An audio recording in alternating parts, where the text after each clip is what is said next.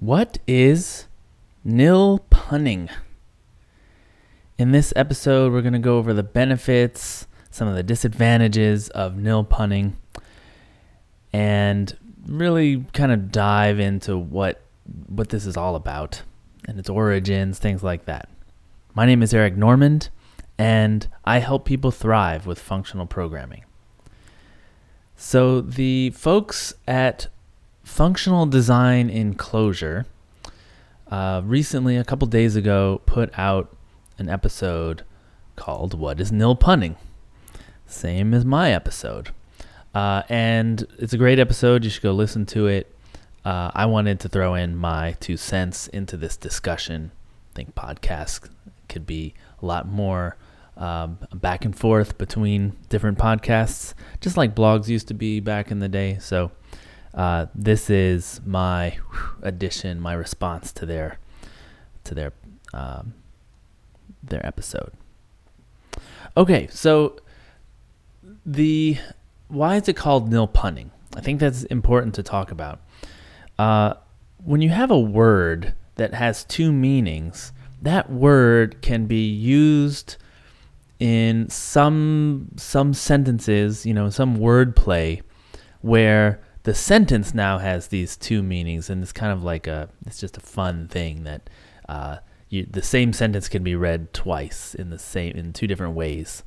And so that's kind of what nil punning is, that nil has different meanings in different contexts, and so you can treat it like different things in different contexts, and so kind of have this same kind of wordplay going, same kind of pun. And so that's why it's called punning. So the original nil punning was in Lisp, as far as I can tell. And the idea in Lisp was that nil represented the empty list. Nil was the empty list. So when you had these const cells that would point to the next list, the last one would point to nil to represent, okay, that's it, we're done. You can stop looping through these const cells. But then nil was also false. So if you had an if statement and one of the things returned nil, it would go to the next line, right? It would go to the else branch. And so you could pun it. It was this thing that represented both the empty list and falsehood. So then another thing that happened was if nil is false, so you have an if statement that the test is a nil expression, returns nil, then that makes everything else must be truthy, right? Everything else must be a true value. And so then it would do the then branch. So you had this cool thing where you could say if tail or if cutter of this list, and if the cutter was nil, you didn't have to say equals nil cutter of the list. You didn't have to do the equals nil or not equals nil, because it was a Boolean also. And so if you had a nil represented no answer, right? So it's a third meaning for it. So it's not only it's the empty list, it's also no answer. So now you could say, do I have an answer, just by naming the thing. And, this was, people liked this in Lisp. It felt really nice and natural. And there's, in fact, a whole poem about what would happen if you systematically got rid of the nil punning in Lisp, and how much your code would grow, because you're constantly having to check if this is nil, you compare it to nil, instead of just this, nice, elegant if X, meaning if I have an X, if X is not nil, if X, do this, otherwise do that, it becomes, it explodes, right? So, nil punning has been there for a long time. Now, fast forward 50 years to Clojure, and there's a lot more than just const cells and atoms, symbols, the few things that the original Lisp had. There's a lot more, and especially there's a lot more data structures, and things are based on interfaces, abstractions. So you have the sequence abstraction, you have the associative abstraction. So, and there's more. And so now it's like, well, what does nil mean in each of those contexts? So in Clojure, if you use a nil value in an associative context, let's say you associate a new key value pair onto a nil, it will kind of promote it into a hash map. Okay, but if you conj onto a nil, so you treat it like just a generic collection that can add new items to it, that nil will be promoted into a list. Okay, so that's a round braces list, etc. There's like every abstraction has a meaning for what you do with a nil. So this is another punning, and now nil has all these different meanings in different contexts, and so it's fun. You pun. It did change stuff though. Clojure got rid of nil being the empty list and nil being the falsy value, right? So nil is not the empty list. They are not the same. There's an empty list, which is, when you print it out, it's 2 parens. You can just type 2 parens and it'll make the empty list. And the empty list is a truthy value, while nil is a falsy value. And also, because Clojure is on the JVM, Clojure has booleans. It has a true and false value, a type that has true and false. And nil is not equal to false. They are different. So nil is still falsy. Nil and false are the two values that will fail a test in an if statement. But they're not equal. And so that's one of the objections that people have to nil punning, is that they say, isn't this just another version of weak typing? And I would argue no, it is not a version of weak typing. Nil is a value that is not equal to anything else. Okay, so when people talk about weak typing, they mean stuff like how in JavaScript, you will do stuff like 0 and you use the double equal. So 0 equals 0. Obviously that's true, right? It should be true. But 0 equals the array with 0 in it, the singleton array with 0 in it. That's true.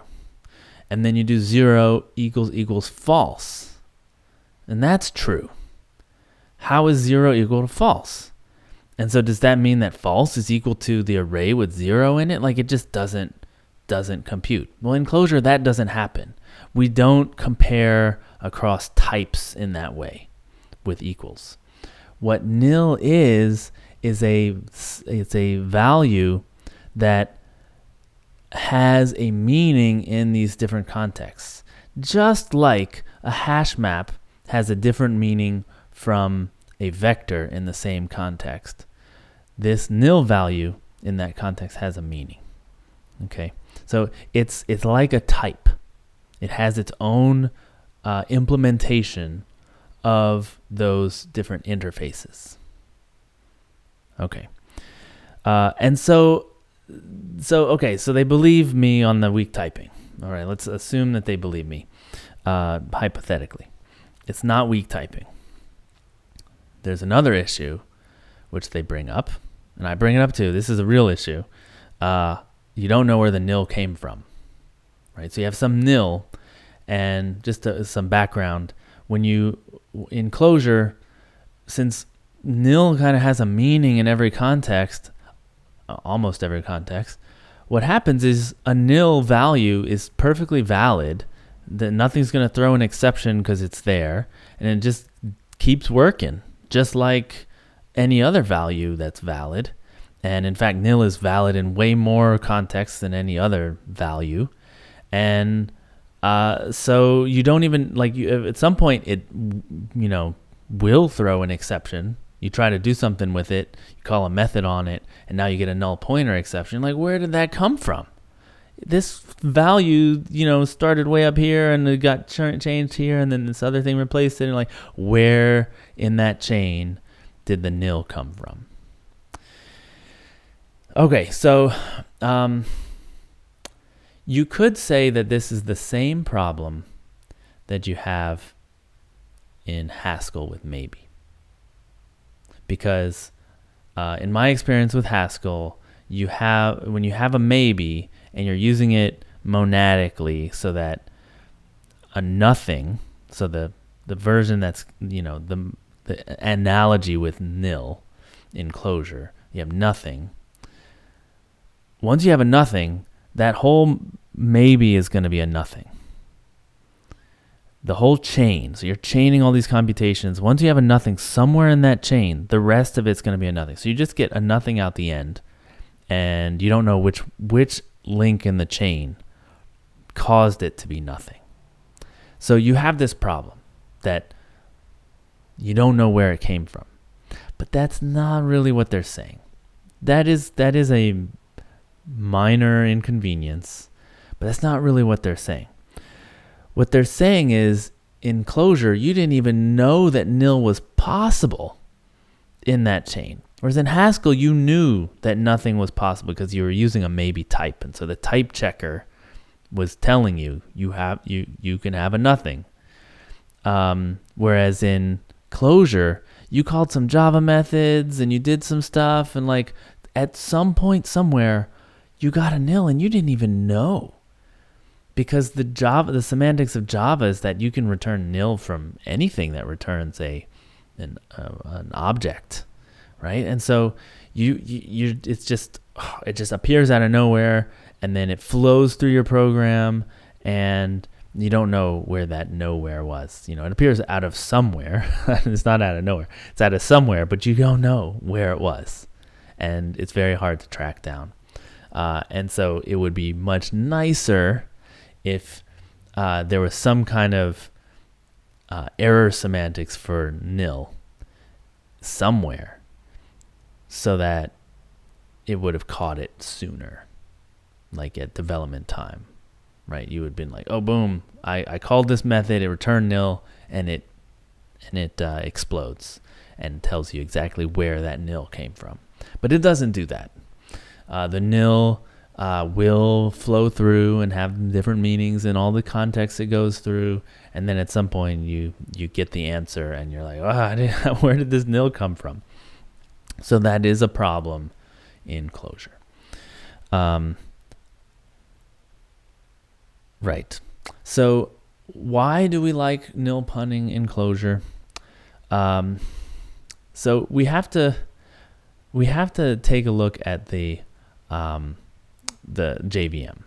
So the JVM has nulls, and it also has this problem of methods returning null that are not part of the type signature.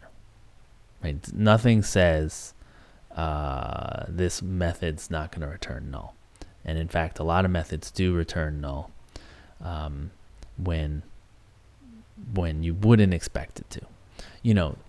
In fact, I know it's not a best practice, but it happens. Something will say, well, I return a list of answers, but if there's no answers, I return null, right? It's unfortunate. Well, and this happens in JavaScript too. It will return null. And in ClojureScript, we have the same semantics of nil punning. What's annoying is that when you get the empty list, you can run a method on it. If you got a list, you can run a method on it, right? You can like map over it, or whatever you can do in JavaScript, you can run map on it. But in Java, you can do other things, right? You can get an iterator from it or something. But because they have the possibility of returning null, you have to check before you run a method on it. So you say, if this is not null, then iterate over it and do this thing with every element. Where in Clojure, we treat the nil like an empty collection. And so it's the same code. We just say, iterate over this. So whether you get an empty collection or a collection with elements in it, or you get a nil, the code is the same. And in a lot of cases, this is better. Okay, so considering that the constraints of the JVM, this does solve a lot of the problems. It's not every problem. It has that problem I just talked about, but it solves so many problems. I work, I run my site on WordPress, and so it's PHP, and this problem is everywhere. Some functions return false. Some functions return null. Some functions return an empty array. And so you have to check before you iterate over a thing every single time. The thing is, you're going to forget one time. And if you forget that one time, then your software crashes. The page doesn't load. And it becomes an idiom. Is this thing empty? No? Okay, now I'm going to iterate over it. Like, why don't you just iterate over the empty thing? Right? And in Clojure, it's built into the language. You could put some kind of wrapper around it, that returns it, like turns a null into an empty array. Like something like that would be really helpful. But in Clojure, it's built in that nil, because it has a context in this, as an iterable thing. We call it's the sequence abstraction, because you can iterate over it just like you can iterate over a collection. We don't have that same trouble. And this, like I said, this solves a ton of problems. Not all of them, and sometimes it can get awkward because nils and false, they're both falsy, and you want the false values, you don't want the nils, so you have to be very choosy about how you pick out values from a collection. Or if you just OR them all together, you lose all the nils and falses in the same. There's problems, and you gotta be careful with them. But it does solve a lot of problems at the same time.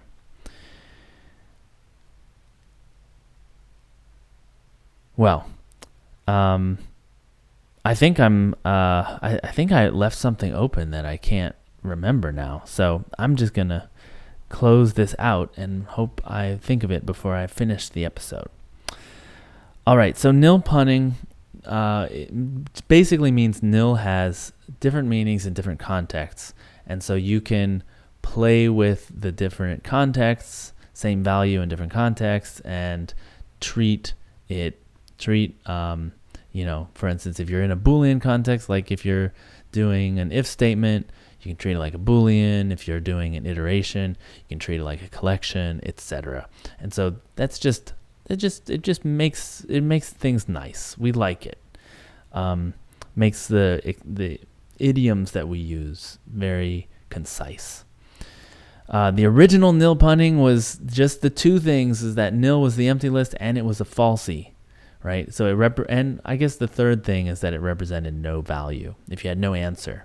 So they kind of work together, right?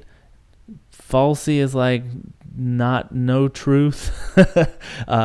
The empty list is like no rest of a list, right? So it's no answer to the question, what's the rest of the list? So they kind of work together, and it was a very tight little thing in the original Lisp. Clojure has a lot more abstractions, a lot more context, basically, for nil to have a meaning. So nil takes on meanings in all those contexts. And so nil becomes a thing that can be passed around and be meaningful. Unlike in Java, for instance, where like the only thing you can really do with a value that might be null is check if it's null. Right? Is this thing null before you move on to calling methods on it? It's not weak typing because we're not saying that nil is equal to false. We're not saying that nil is equal to the empty list.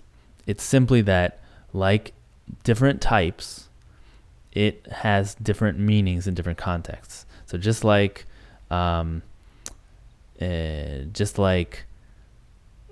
hash map has a different meaning from a vector, even though you can iterate over both of them. It has different meanings, right? The nil also has a meaning in that context.